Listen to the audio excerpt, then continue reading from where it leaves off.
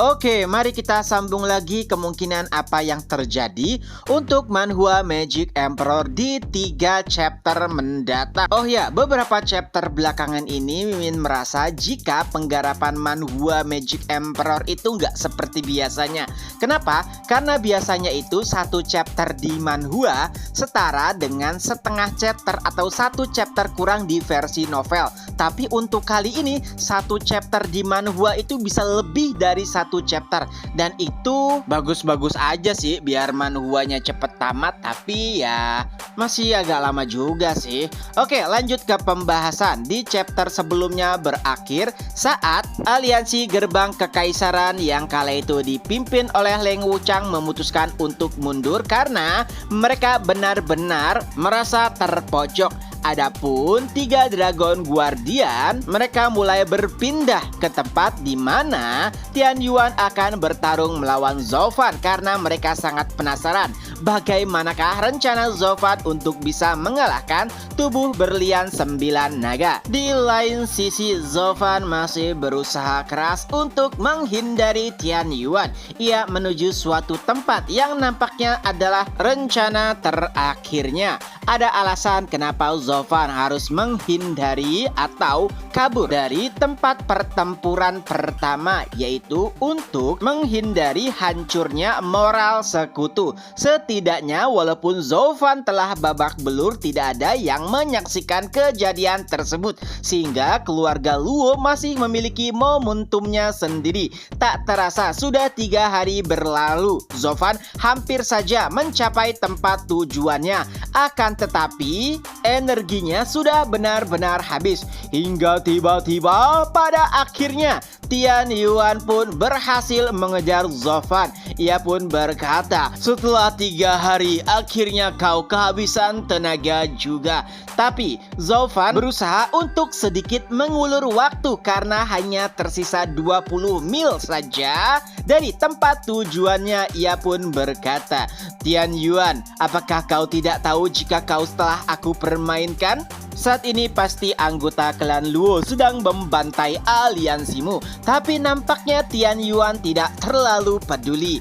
Ia berkata, kaulah yang terpenting saat ini. Nilaimu lebih dari 100.000 prajurit. Adapun jika anggota aliansiku mati, itu hanya menunjukkan jika mereka lemah. Tapi jika kau mati, maka tidak ada harapan lagi bagi klan Luo dan bahkan juga keluarga kekaisaran. Dengan penuh kepercayaan diri dan juga kemenangan, Tian Yuan pun sudah bersiap untuk menghancurkan Zhou Fan dengan seluruh tenaganya. Adapun Zhou Fan sendiri, ia juga mengumpulkan sisa-sisa terakhir dari kekuatannya untuk menahan serangan Tian Yuan. Tapi tiba-tiba sebuah cahaya kecil pun mendekat dan bam! Tian Yuan pun terpental jauh. Dari puing-puing reruntuhan, Tian Yuan pun berusaha untuk bangkit.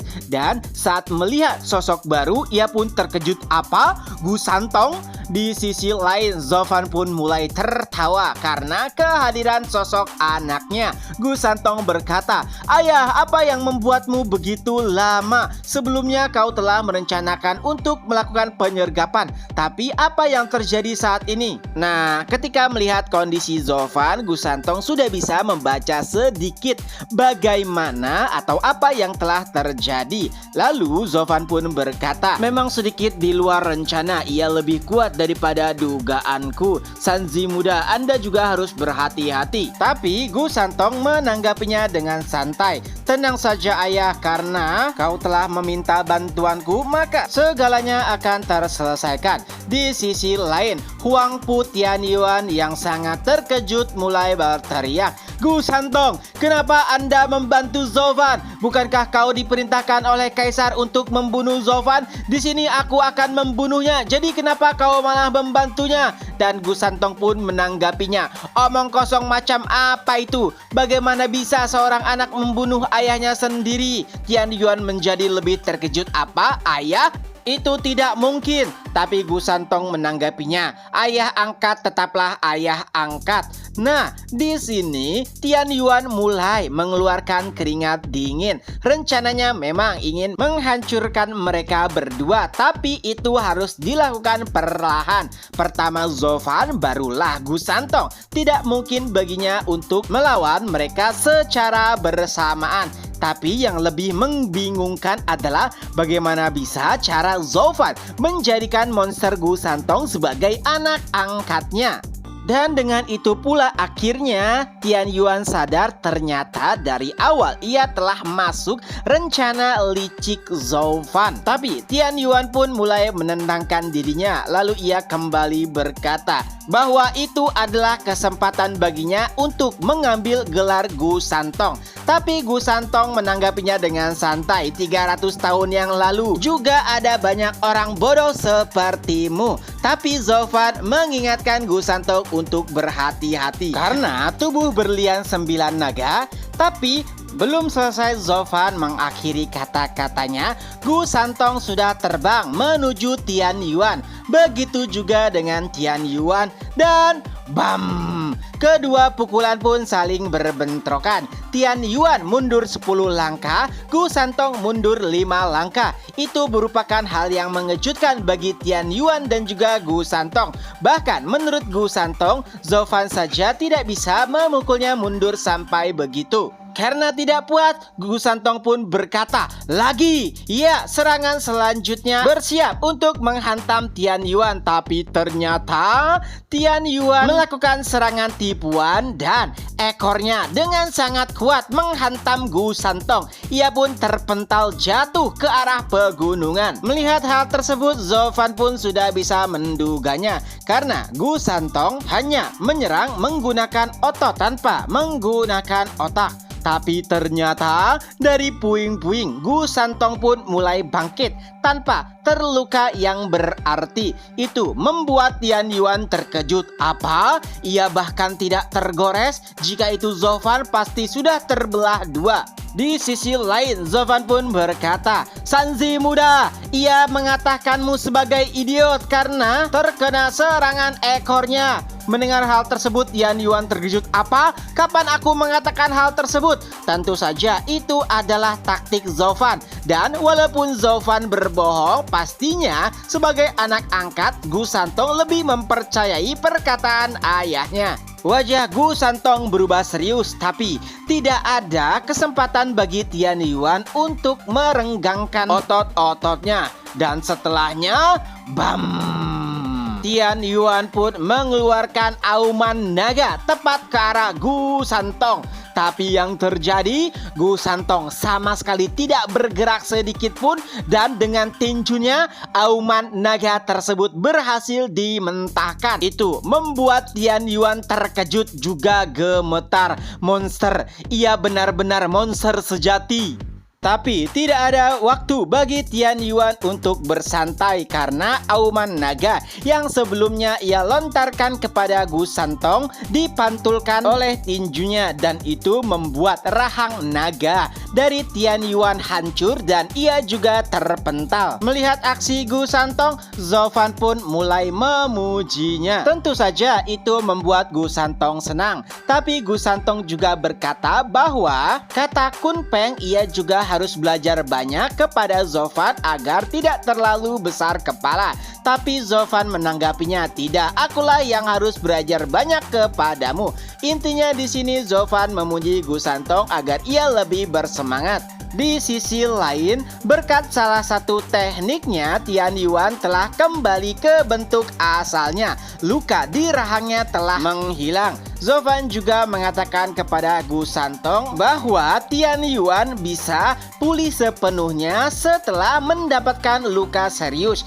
Jadi satu-satunya cara untuk menghentikannya adalah membunuhnya langsung. Tapi sayangnya Tian Yuan sudah mengetahui atau menyadari fakta bahwa ia tidak bisa mengalahkan Gu Santong.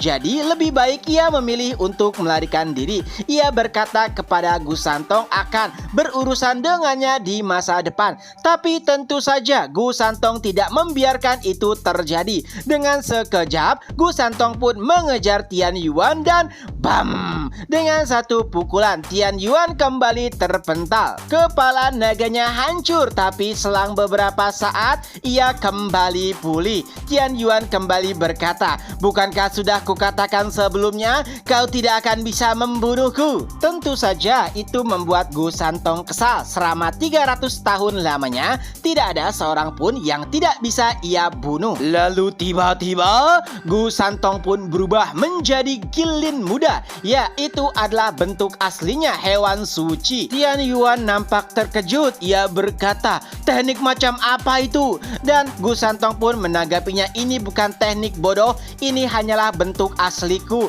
Sebelumnya aku hanya menggunakan 30% kekuatanku, tapi sekarang itu akan berbeda." Dan setelahnya Tian Yuan pun diinjak-injak oleh kaki Guilin. Bumi bergoncang, bahkan 3 Dragon Guardian yang hampir sampai ke tempat Zhou Fan dan juga Tian Yuan merasa terkejut. Guncangan macam apa ini? Pasti ini berasal dari pertarungan mereka berdua. Dan ketiganya pun menambah kecepatan untuk menyaksikan apa yang telah terjadi. Di sisi lain, melihat kekuatan Gu Santong, walaupun itu hanyalah Guilin muda, membuat Zhou Fan iri. Kenapa ia tidak terlahir sebagai hewan suci? Adapun Tian Yuan, walaupun tubuhnya hancur, tapi ia kembali pulih. Itu membuat Gu Santong sangat kesal. Ia pun mengeluh dan berkata kepada Zhou Fan, "Ayah, bagaimana ini? Aku ingin sekali membunuhnya, tapi tidak bisa." Lalu Zhou Fan pun mulai berpikir dan akhirnya menemukan sebuah ide. Senyum licik terpampang jelas di wajah Zhou Fan.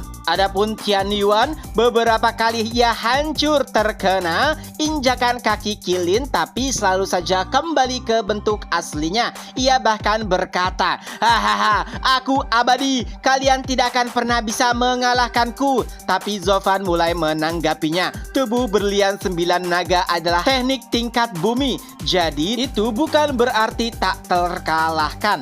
Kau hanya bisa mengalahkanku jika sudah mencapai tahap eternal dan menghancurkan jiwaku." Tentu saja Tian Yuan masih belum memahami perkataan Zhou Fan. Dan setelahnya Zhou Fan pun mendekat ke arah Gu Santong, lalu ia berbisik, "Sanzi muda, pegang ia erat-erat." Senyum licik masih terpampang jelas di wajah Zhou Fan. Dan chapter pun berakhir. Nah, itulah kemungkinan apa yang terjadi untuk 3 chapter mendatang di Manhwa Magic Emperor. Semoga terhibur. Ketemu lagi di next video. Bye-bye.